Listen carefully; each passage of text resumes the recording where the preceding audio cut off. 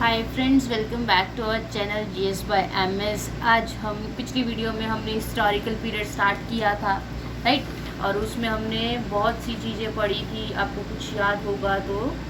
जैसा कि हमने सिक्कों के बारे में पढ़ा, आज हम पढ़ेंगे एपिग्राफ, राइट। जैसा कि एक हमारे पास ये है ओवरव्यू, ठीक है। तो हिस्टोरिकल पीरियड में क्या है, जिसके लिखित भी हो और पढ़ा भी जा सके, ठीक है। फिर है इतिहास में, इतिहास को इन्होंने 3 तरीकों से बांट दिया: पुरातात्विक, विदेशी यात्रा और साहित्य। पुरातात्विक में कौन कौन से आएंगे? सिक्का और अभिलेख, जिसे एपिग्राफ भी बोलते हैं। Epigraph, okay. सिक्का या एपिग्राफ, सॉरी, सिक्का अलग और अभिलेख यानी एपिग्राफ। और उसके बाद धार्मिक, गैर धार्मिक, ब्राह्मण, गैर ब्राह्मण, हम ये सब चीज़ें पढ़ेंगे। तो हमने पिछली वीडियो में हमने सिक्का पढ़ लिया, आज हम अभिलेख के बारे में पढ़ेंगे, ठीक है। तो आइए स्टार्ट करते हैं। तो एपिग्राफ या फिर इंस्क्रिप्शन या फिर अभिलेख, जिसे हम बोलते हैं अभिलेख, ये क्या होते हैं? पत्थरों को खोदकर लिखना ही अभिलेख कहलाता है। तो जब हम नहीं, मतलब पुराने लोग जो पत्थरों को खोद कर लिखते थे, तो वो उन्होंने क्या बना दिए? अभिलेख बना दिए। तो हम कह सकते हैं कि पत्थरों को खोद कर लिखना ही अभिलेख कहलाता है। और छोटे पत्थरों पर लिखना, अब देखो आपने 2 वर्ड सुने होंगे, अभिलेख और शिलालेख। यानी शिला का मतलब भी पत्थर होता है और अभि का मतलब भी मतलब ये अभिलेख भी हम पत्थरों में सुनते हैं। तो क्या है, पत्थरों को खोद कर जब हम बनाते हैं तो उसे हम क्या कहते हैं? एपिग्राफ या ये अभिलेख। और जब छोटे पत्थरों को खोद कर बनाते हैं हम, छोटे पत्थरों को, तो उसे हम क्या कहते हैं? शिलालेख। क्या कहते हैं? शिलालेख। उसे क्या कहते हैं? शिलालेख, ठीक है। और जो स्तंभ होते हैं यानी पिलर होते हैं, जो बड़े बड़े पिलर होते हैं, ऊंचे, उनके ऊपर वाले ऊंचे पत्थरों पर लिखना, उसे हम क्या कहेंगे? जिसे पिलर एडिक्ट भी बोलते हैं, या फिर हिंदी में क्या बोलते हैं? स्तंभ लेख। जब क्या लिखा? पिलर पे लिखा जाए, ठीक है। तो ये आ गया। और अभिलेखों का जो हम इसकी स्टडी को क्या बोलते हैं? एपिग्राफी बोलते हैं। इसकी स्टडी यानी इसका अध्ययन क्या कहलाएगा? एपिग्राफी, ठीक है। इसकी स्टडी क्या कहलाएगी? एपिग्राफी। अब आइए हम सबसे पहले क्या देखते हैं, मेन जो हमारे अभिलेख है, फेमस है, उनको देखते हैं। तो हम कह सकते हैं प्रमुख या फेमस अभिलेख।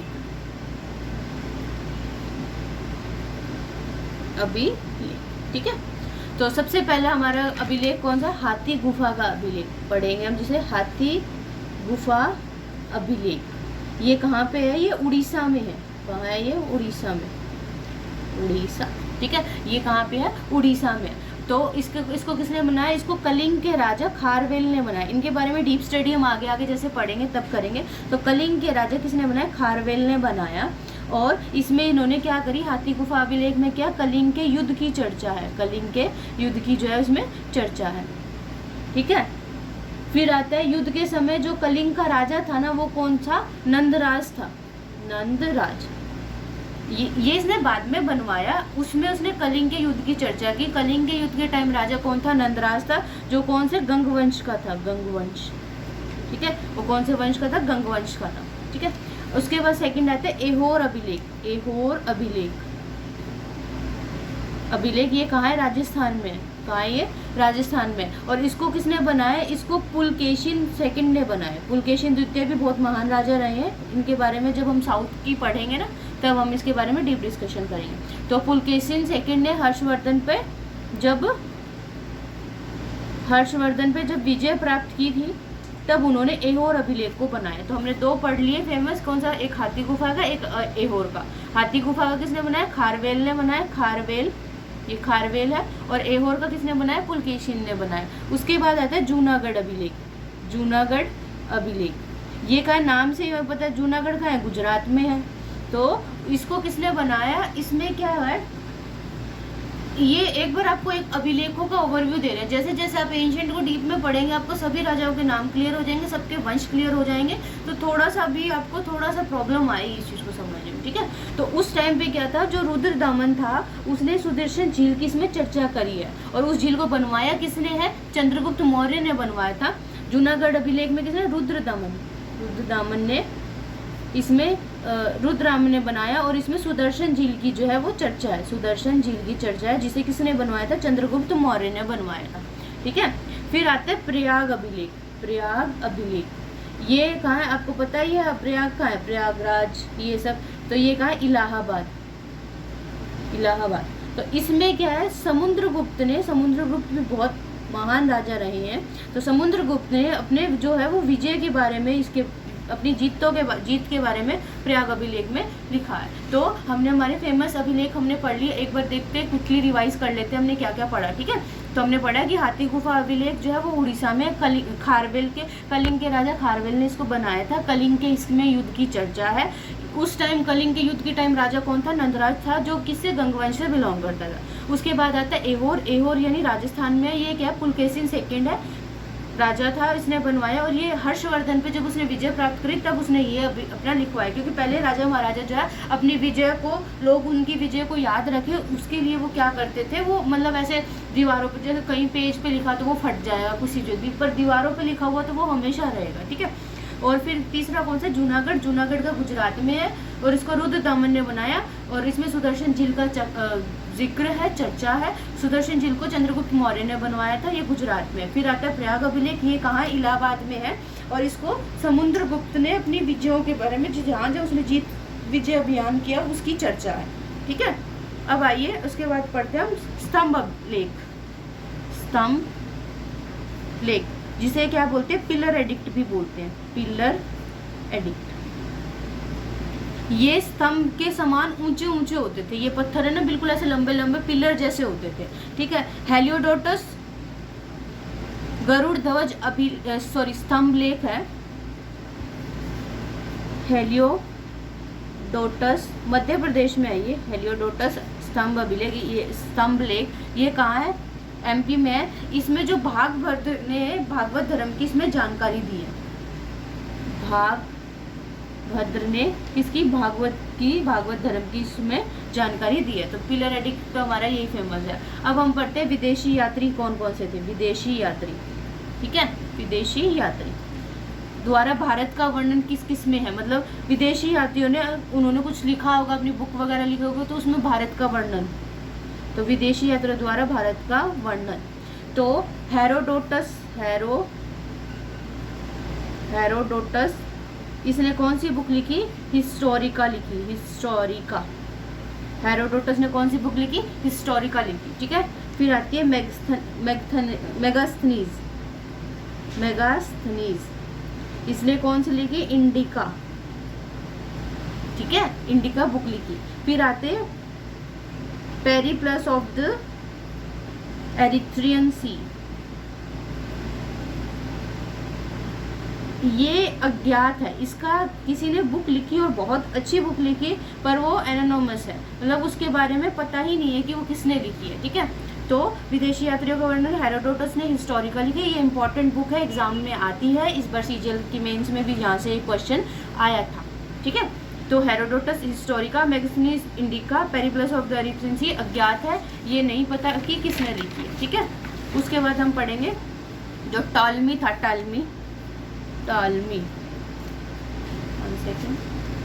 टॉलमी उसने कौन सी बुक लिखी है, जियोग्राफिका। ठीक है, टॉलमी ने जियोग्राफिका लिखी। प्लिनी ने कौन सी लिखी है, प्लिनी ने नेचुरल हिस्टोरिका।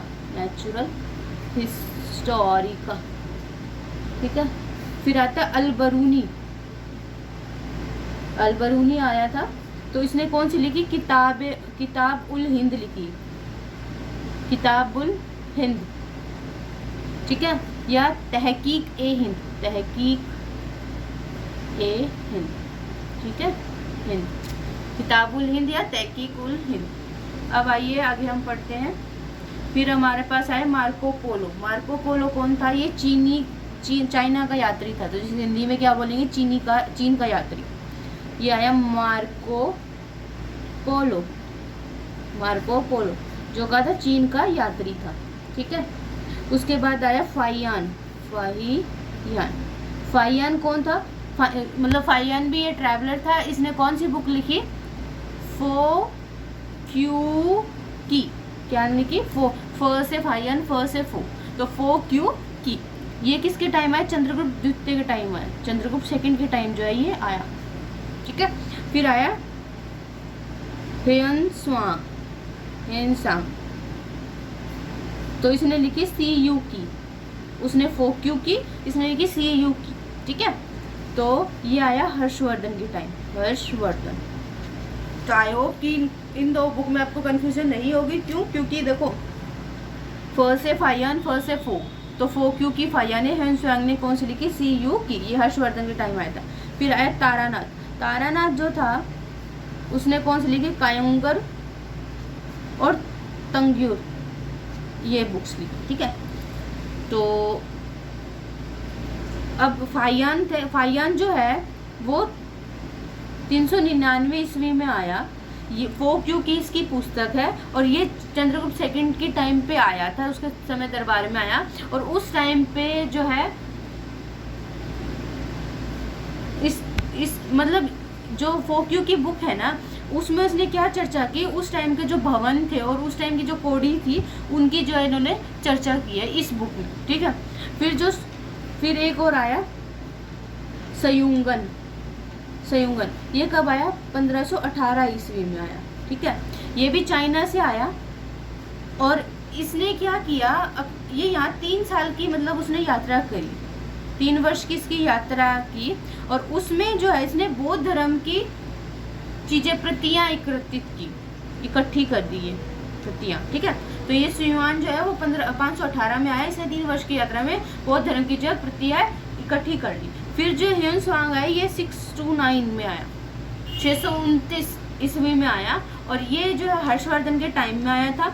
इसने जो है नालंदा विश्वविद्यालय ना बिहार में, वहाँ पे जो है पहले खुद पढ़ा और फिर पढ़ाने भी लगा, यानी ये स्टूडेंट भी था और टीचर भी था। और इसलिए इसको क्या कहते हैं? यात्रियों का राजकुमार भी कहा जाता है ह्वेनसांग को। ठीक है, ह्वेनसांग को क्या कहते हैं? इसका यात्रियों का राजकुमार भी कहते हैं, यात्रियों का राजकुमार, राजकुमार।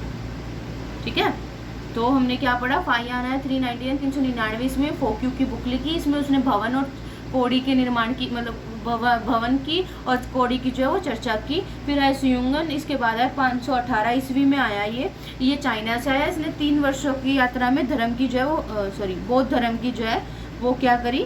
प्रतियां इकट्ठी करी। ह्वेनसांग आया 629 ईस्वी में। CU की इसकी बुक है, हर्षवर्धन के टाइम आया था। इसने नालंदा विश्वविद्यालय में ये इसने पढ़ाई भी की और इसने पढ़ाया भी। ठीक है, तो इसे क्या कहा जाता है? यात्रियों का राजकुमार बोला जाता है। फिर आया इत्सिंग। कौन आया? इत्सिंग। इत्सिंग ये कब है? 673 ईस्वी में, 673 ईस्वी में। ठीक है, ये भी क्या था? चाइना का था। और इसने क्या है? त्रिपिटक की 400 फोटोकॉपी करी। त्रिपिटक जो है वो बौद्ध धर्म के हैं। आप देखेंगे आगे आगे जब बौद्ध धर्म के बारे में डिटेल में पढ़ेंगे तो सूत पिटक, विनय पिटक, अभिधाम्य पिटक, ये 3 मतलब इसमें बौद्ध धर्म के बारे में जानकारी है, अलग अलग कहानियाँ, जानकारी। तो इसने को इतनी पसंद आई, इसने ये चाइना से आया था, तो इसने क्या करी? उस टाइम पे 400 फोटोकॉपी करवा ली। फोटोकॉपी जैसे अब प्रिंटिंग मशीन से वैसे तो नहीं होती थी, लेकिन लोग ऐसे सेम एज इट इज़ लिखते थे। तो इसने बैठ के मतलब लोगों से या कैसे भी करके 400 फोटोकॉपी जो है वो इसने क्या कराई? करवाई। और ये भी फोटोकॉपी ही लेके गया था 3 साल की। उसमें जो सियून था ना, सयुंगन, उसने 3 साल की यात्रा में बौद्ध धर्म की जो है इसने भी फोटोकॉपी कराई। और इसने भी इनको इतनी अच्छी लगी, इन्होंने फोटोकॉपी कराई। ठीक है, ये 400 लेके गया था इससे। फिर आया इब्न बतूता। इब्न बतूता ये कहाँ का था? ये मोरक्को का रहने वाला था। ये जो है 7000 किलोमीटर की यात्रा करके, कितने ज़्यादा? 7000 किलोमीटर की यात्रा करके ये मोहम्मद बिन तुगलक के टाइम आए। यानी ये तो इनसे कितनी बाद आए? इब्न बतूता तो काफ़ी बाद आया, क्योंकि ये तो दिल्ली सल्तनत की बात है। तो इब्न बतूता इनके दरबार में आया। और इसकी पुस्तक कौन सी थी? रेहला थी। ये इंपॉर्टेंट क्वेश्चन है, 1 लाइनर इस टाइप के जो है ये क्वेश्चन आते रहते हैं एग्जाम में, जो नॉर्मल एग्जाम होते हैं उनमें। ठीक है, फिर आया अब्दुल रज़ाक कहाँ का था? फारस का रहने वाला था ये। और ये विजयनगर में आया था, विजयनगर के काल में आया। और इसकी पुस्तक कौन सी थी? पुस्तक थी इसकी मतलाए साहिन पुस्तक थी इसकी। और ये किसके दरबार में? कृष्ण देव राय के दरबार में आया। जो विजयनगर का राजा था कृष्ण देव राय, उसके दरबार में ही आया अब्दुल रज़ाक। ठीक है, ठीक। तो ये हमारे यहाँ पे हमने क्या कर लिए? जो हमारे विदेशी यात्री थे वो हमने कंप्लीट कर लिए। ठीक है, तो आइए एक बार देखते हैं हमने कहाँ तक कंप्लीट किया। हमारा पूरा तात्विक में सिक्का हो गया, अभिलेख हो गया, ये दोनों हो गए, विदेशी यात्री हो गए। ठीक है, विदेशी यात्री के बाद अब हम पढ़ेंगे, अभी हमने विदेशी यात्री सारे कंप्लीट कर लिए, अब हम पढ़ेंगे साहित्य। साहित्य में 2 तरह के होंगे, धार्मिक और गैर धार्मिक। पहले गैर धार्मिक बहुत छोटा पोर्शन है, इसको कवर कर लेंगे, फिर हम धार्मिक में इन सब में डिटेल में आ जाएंगे। ठीक है, तो आइए अब हम इसके बाद पढ़ते हैं साहित्य। ठीक है, तो ये है हमारे पास साहित्यिक स्रोत क्या है। हमें हिस्ट्री के बारे में साहित्यिक, जो साहित्य से पता चलता है वो कौन से स्रोत है हमारे पास, साहित्यिक स्रोत। ठीक है, तो साहित्यिक स्रोत में क्या है, जो ऐसे लिखित स्रोतों को ही साहित्यिक स्रोत कहते हैं। इसकी डेफिनेशन देखी जाए तो लिखित स्रोतों को ही साहित्यिक स्रोत कहते हैं। और पुराने यानी प्राचीन इतिहास की ये सबसे बड़ी जानकारी का यही हमारे पास इंपॉर्टेंट स्रोत है, क्योंकि ये अच्छी तरीके से लिखे हुए हमें मिले हैं और हमसे पढ़े भी गए। ठीक है, तो सबसे पहले हम गैर धार्मिक ही कर लेते हैं, बहुत छोटा सा है। गैर धार्मिक यानी नाम से पता चल रहा है कि जो धार्मिक ना हो, यानी धार्मिक गैर यानी धार्मिक ना हो, इसका संबंध किसी भी धर्म से नहीं होता, धर्म इसमें इन्वॉल्व नहीं होता। इसका उदाहरण कौन है, अर्थशास्त्र। यानी बुक तो देखो साहित्य ही है, इतनी बड़ी बुक लिखी गई और उसमें सब कुछ है, मतलब इकोनॉमिक्स है और पॉलिटी है कि किस तरीके से किसी राजा को राज करना चाहिए, किस तरीके से रखना चाहिए। तो वो धार्मिक नहीं है, गैर धार्मिक है, बट बहुत बड़ा जो है वो नॉलेज का स्रोत है। तो वो इसका एग्जाम्पल क्या होगा, अर्थशास्त्र। तो हमारे गैर धार्मिक तो यही खत्म हो गया, अब आते हैं धार्मिक पे, धार्मिक स्रोत। ठीक है, इसका धर्म जो है इसका संबंध जो है वो किसी ना किसी धर्म से होता है, यानी ये धर्म से जुड़े होते हैं, किसी भी धर्म से जुड़े हुए होते हैं। ठीक है, और और हमने धार्मिक में आगे और डिटेल में पढ़े थे, जैसे गैर धार्मिक तो ये यहाँ कंप्लीट हो गया। ठीक है, अब धार्मिक 2 तरीके से, धार्मिक की हमने ये डेफिनेशन पढ़ ली कि ये किसी न किसी धर्म से जुड़े होते हैं। अब आया ब्राह्मण और गैर ब्राह्मण। ठीक है, तो सबसे पहले जो है वो गैर ब्राह्मण हम पढ़ेंगे, मतलब एक बार इसका ओवरव्यू ले लेंगे और उसके बाद हम इसमें ब्राह्मण में आएंगे। ठीक है, क्योंकि इसके बहुत सारे पार्ट है और ये 2 में खत्म हो जाएगा। ठीक है, तो पहले छोटे छोटे के पोर्शन को कवर करके फिर हम बड़ा करेंगे। तो अब हम पढ़ते हैं गैर ब्राह्मण, यानी ब्राह्मण ना हो, गैर ब्राह्मण। गैर ब्राह्मण में कौन कौन से आएंगे, जिनका संबंध हिंदू धर्म से नहीं होता, हिंदू धर्म से नहीं होता, वो कौन से आएंगे, गैर ब्राह्मण में आएंगे। ठीक है, और इसमें कौन कौन से आएंगे, जैन और बौद्ध, जैन और बौद्ध। ठीक है, जैन और बौद्ध। अब जैन साहित्य में जो जैन साहित्य के जो स्रोत है ना, वो हमें कहाँ से मिले हैं, एक बार हम इसी को इसके बारे में थोड़ा ओवरव्यू ले लेते हैं। जो जैन के हैं वो हमें कहाँ से, जैन के स्रोत हैं जो हमें वो कहाँ से मिले जैन साहित्य के, एक तो हमें प्राकृत भाषा में मिले हैं। ठीक है, ये हमें प्राकृतिक भाषा में मिले, प्राकृत भाषा में मिले। इन्हें आगम भी कहा जाता है, क्या कहा जाता है, इन्हें आगम भी कहते हैं। इसके एग्जाम्पल कौन से है, 12 अंक, 12 उपांग, अचरांग सूत्र, भगवती सूत्र, कल्प सूत्र, ये आदि पुराण, ये सब जो है वो इनके एग्जाम्पल है। ठीक है, आदि पुराण। और वो साहित्य के हमें किस में मिले, पाली भाषा में मिले, पाली। तो हमें जैन भाषा के किस में मिले, प्राकृत भाषा में मिले, और बौद्ध के हमें किस में मिले, पाली भाषा में मिले। और जो जातक ग्रंथ है, जातक ग्रंथ, इसमें इन्होंने क्या कहा है कि महात्मा बुद्ध के पूर्व जन्म की 200 कहानियाँ हैं। इसमें भी महात्मा बुद्ध का पहले कैसे जन्म हुआ था, फिर से दोबारा कैसे जन्म हुआ, ये सब चीज़ें हैं। इसके बारे में 200 कहानी है। ये किस में लिखा गया है, ये बौद्ध धर्म, पाली बौद्ध धर्म की जो ये है किस में मिली है, ये साहित्य, बौद्ध साहित्य, वो पाली भाषा में मिला है। और जातक ग्रंथ में 200 कहानियाँ।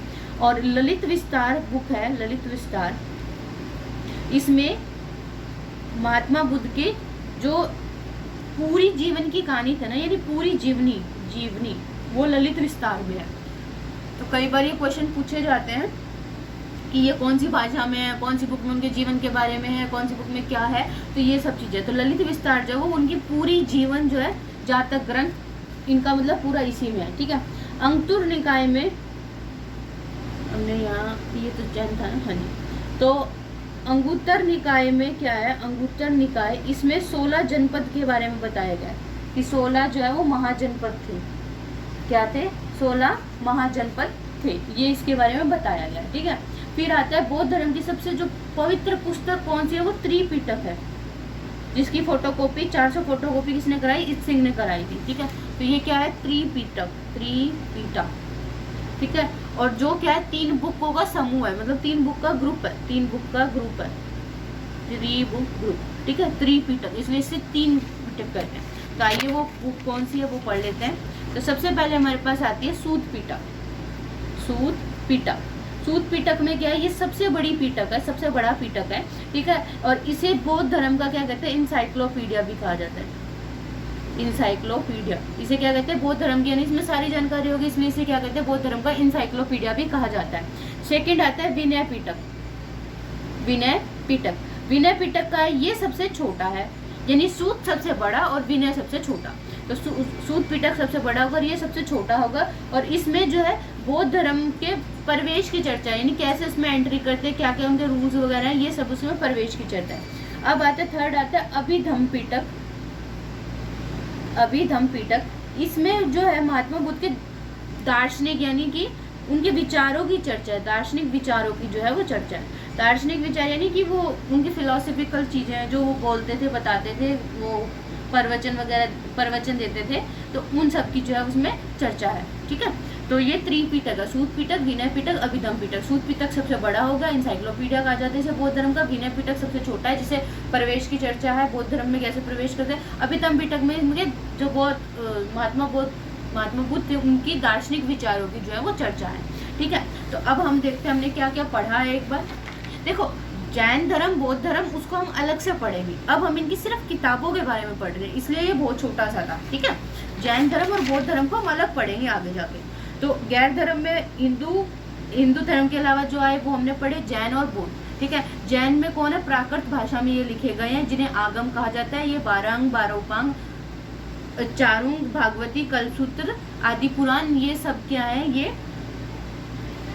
जैन धर्म के साहित्य हैं। ठीक है, बौद्ध साहित्य कौन सा है, ये पाली भाषा में लिखे गए हैं। ललित विस्तार पूरी जीवनी है इनकी, महात्मा बुद्ध की। अंगुत्तर निकाय में 16 महाजनपद की चर्चा है। सबसे इनकी पवित्र बुक जो है वो त्रिपिटक है। त्रिपिटक यानी 3 बुकों का समूह है। कौन कौन सी है, सूत पिटक, विनय पिटक और अभिधम्म पिटक, ये हमने भी पढ़े हैं। ठीक है, तो आइए हम देखते हैं हमने कहाँ तक पढ़ लिया। हमने ज्ञान ब्राह्मण कंप्लीट कर लिया, जैन भी पढ़ लिया, बौद्ध भी पढ़ लिया, हम सिर्फ साहित्य पढ़ रहे हैं, धर्म नहीं पढ़ रहे हैं। ठीक है, तो अब आता है हमारे पास ब्राह्मण। ब्राह्मण में वेद, उपवेद, वेदांग, पुराण, उपनिषद, महाकाव्य, इनको हम करेंगे। ठीक है, तो आइए वेद से शुरू करते हैं।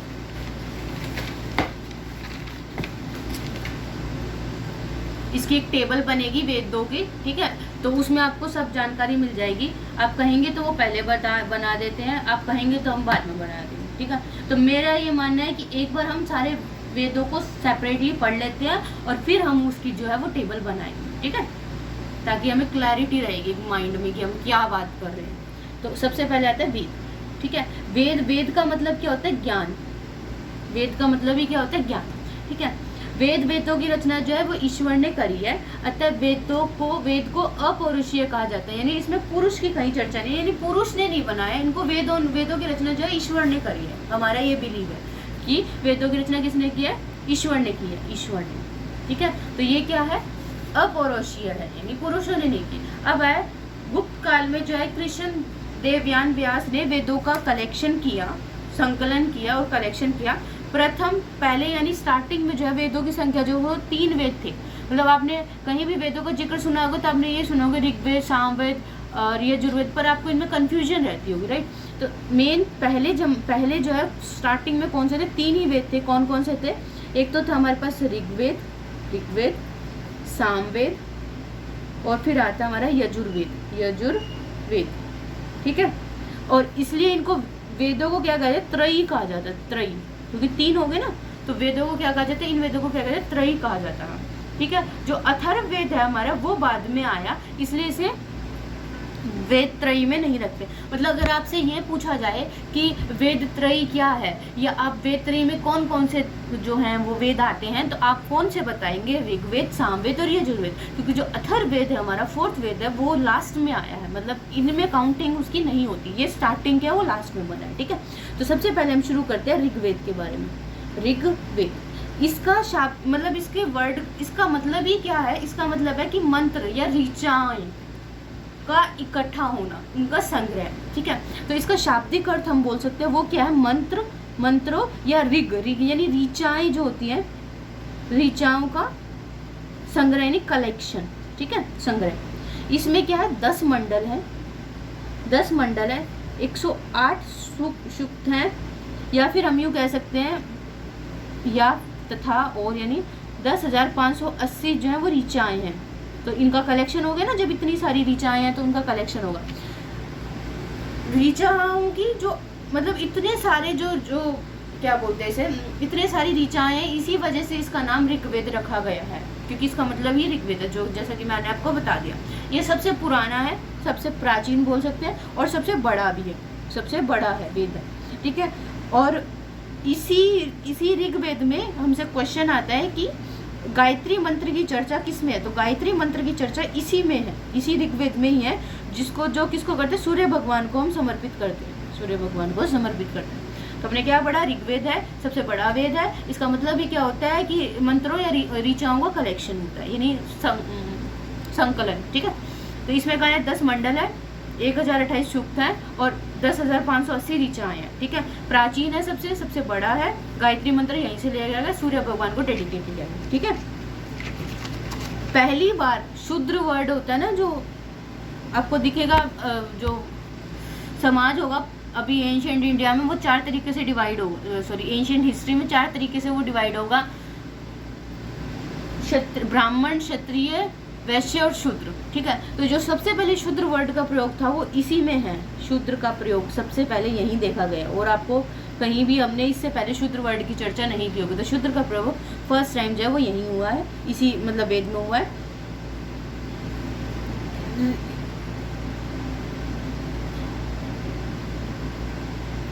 और इसमें क्या है, इसमें 9वें मंडल में इसमें सोम देवता की चर्चा है, 9वें मंडल में जो है वो सोम देवता की चर्चा है, देवता की चर्चा है। अब आता है ऋग्वेद की ज्ञानी को होत्री कहते हैं, जिनको ऋग्वेद के जो ज्ञानी होते हैं उनको क्या कहा जाता है, ज्ञानी को होत्री। और ऋग्वेद का जो उपवेद है, क्योंकि देखो जैसे हमारी अर्थ है, पृथ्वी है, उसका एक उपग्रह है, पृथ्वी का ग्रह है, उसका उपग्रह क्या, सैटेलाइट है। तो उसी तरह से ऋग्वेद का भी क्या है, उपवेद है, यानी इससे छोटा है, वो क्या है, आयुर्वेद, आयुर्वेद है वो ऋग्वेद का, जिसमें आपको पता है मतलब आयुर्वेदिक ट्रीटमेंट किया जाता है। तो वो किससे रिलेटेड, चिकित्सा से रिलेटेड है, चिकित्सा, ठीक है। और इसके उपवेद के ज्ञानी को क्या कहते हैं, प्रजापति, यानी को प्रजापति, ठीक है। तो जिस टेबल की मैं बात करी थी उसमें हम यही लिखेंगे कि ऋग्वेद के ज्ञानी को क्या कहते हैं, होत्री, उपवेद के ज्ञानी को क्या कहते हैं, प्रजापति। ये एक कलेक्शन हम इकट्ठा कर लेंगे, ठीक है। अब आता है कि हाँ, एक दशराज का युद्ध था, युद्ध यानी 10 राजाओं का मिलके एक युद्ध हुआ था, उस युद्ध की चर्चा इसी ऋग्वेद में है, ठीक है। और इसमें जो 2nd और 7वां मंडल, क्योंकि टोटल 10 मंडल है, 2nd और 7th मंडल है, ये पुराना है, मतलब सबसे पुराना है, ये सबसे पुराने है। तो हमने क्या पढ़ा इसके बारे में, ऋग्वेद के बारे में, कि ऋग्वेद में क्या मंत्रों और ऋचाओं का कलेक्शन है, 10 मंडल है, 1028 सूक्त है, 10,580 जो है ऋचाएं हैं। सबसे प्राचीन है, सबसे बड़ा है, गायत्री मंत्र इसी में है, जो सूर्य भगवान को समर्पित है। सबसे पहले शूद्र वर्ड का प्रयोग यही हुआ। 9वें मंडल में सोम देवता की चर्चा है। ज्ञानी इसके ज्ञानी को क्या कहते हैं, होत्री कहते हैं। उपवेद क्या, आयुर्वेद, चिकित्सा ज्ञानी, और इसके ज्ञानी को क्या कहते हैं, प्रजापति कहते हैं। 10 राज का युद्ध जो था वो इसी के बारे में, मतलब इसी में चर्चा है। 2nd और 7 जो मंडल है इसका, वो क्या है, सबसे पुराना है। अब आते हैं हम सामवेद को। सामवेद 2nd है सामवेद। सामवेद का मतलब क्या होता है, गान, यानी गाना, गाना। तो सामवेद का मतलब ही क्या है, गान। इसमें जो है 1875 क्या है, मंत्र है। सामवेद में 1875 मंत्र है, लेकिन उसी में सिर्फ 99 ही ऐसे हैं जो इसके खुद के पर्सनल है, बाकियों को ऋग्वेद से लिया गया है, ठीक है। तो 1875 मंत्र है, लेकिन इसके 99 यानी 99 मंत्र ही इसके क्या पर्सनल है, यानी अपने हैं, बाकी किससे, ऋग्वेद से लिए गए हैं, ठीक ठीक है। और सामान्य वेद सामवेद में जो भारतीय हमारा जो इंडियन का सा रे गा मा 7 स्वर का है ना, सा रे ग म प ध नि सा, उसकी चर्चा भी इसी सामवेद में है। तो कहते हैं संगीत के स्वरों की चर्चा इसी में होगी, संगीत के स्वर की चर्चा होगी, चर्चा। और ये वाला संगीत है, इसके जो सामवेद का संगीत है, इनको यज्ञ के टाइम गाया जाता था।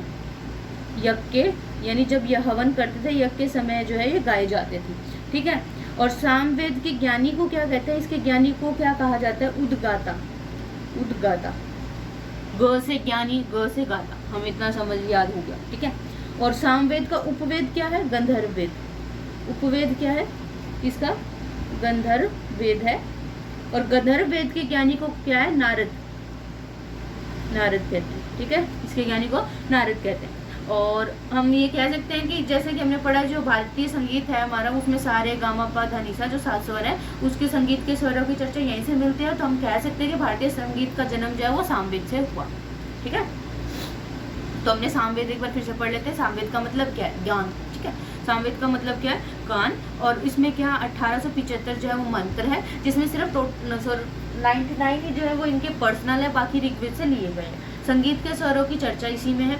यज्ञ के समय इनको गाया जाता था। इसके ज्ञानी को क्या कहा जाता है, उद्गाता कहा जाता है। उपवेद कौन सा, इसका गंधर्व वेद है। और उसके ज्ञानी को क्या कहा जाता है, नारद कहा जाता है। अब आता है हमारा थर्ड, यजुर्वेद। यजुर्वेद थर्ड कौन सा हमारा, यजुर्वेद, ठीक है। यहाँ से यजुर्वेद, इसमें क्या 1990 मंत्र है, 1990 मंत्र है। इसमें क्या है, युद्ध और बाकी सारे कर्म कांड की चर्चा है। कर्म कांड की इसमें चर्चा है, ठीक है। ये ठीक है, इसमें हमने क्या पढ़ा, एक तो 1990 मंत्र और सारे जितने युद्ध है, कर्म कांड यानी ये जो जीवन मरण से रिलेटेड सब चीजें होती हैं, इनकी रस्में वगैरह के, ये सब इनमें कर्म कांड में आ जाता है। तो इन सब की चर्चा इन्हीं में है, ठीक है। फिर ये आता है कि ये इकलौता एक ऐसा, मतलब अगर ये क्वेश्चन आ सकता है कि एक ऐसा एकमात्र वेद जिसमें गद और पद दोनों है। तो इसमें गद भी है और पद भी है, गद और पद दोनों है यजुर्वेद में, ठीक है। गद और पद दोनों है। इसको 2 भागों में बांटा गया है, 2 पार्ट्स में। एक तो होता है कृष्ण यजुर्वेद, कृष्ण यजुर्वेद जिसमें गद है। दूसरा है शुक्ल यजुर्वेद, उसमें पद है, ठीक है। इसके ज्ञानी को क्या कहा जाता है, अधर्यु। और इसके उपवेद को क्या कहते हैं, धनुर्वेद।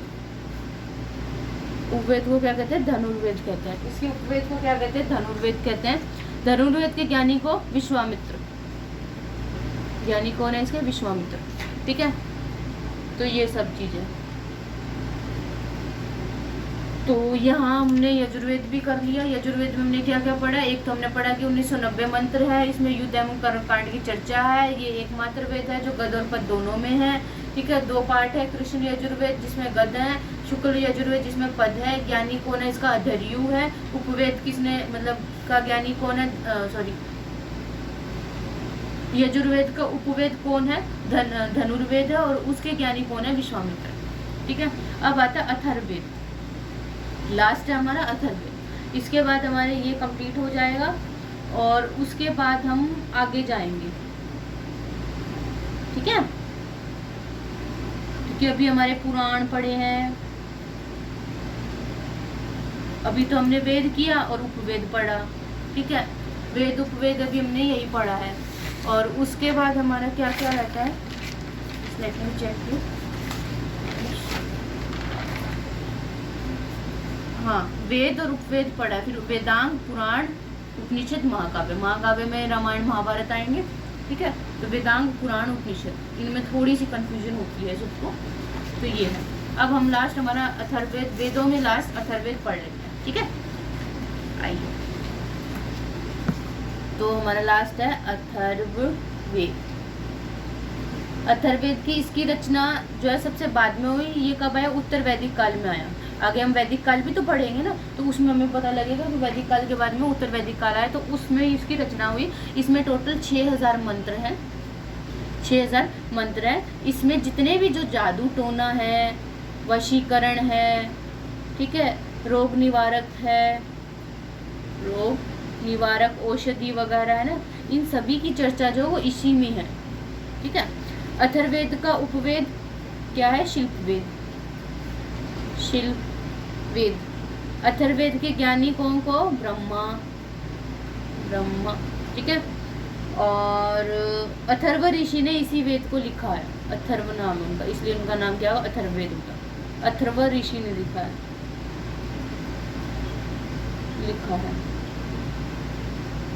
और अथर्ववेद में सबसे पहले मगध, अंग और राजा परीक्षित के बारे में उल्लेख किया है। राजा परीक्षित की चर्चा है इसमें, परीक्षित। ठीक है, इसी वेद में है, ये अथर्ववेद में है। तो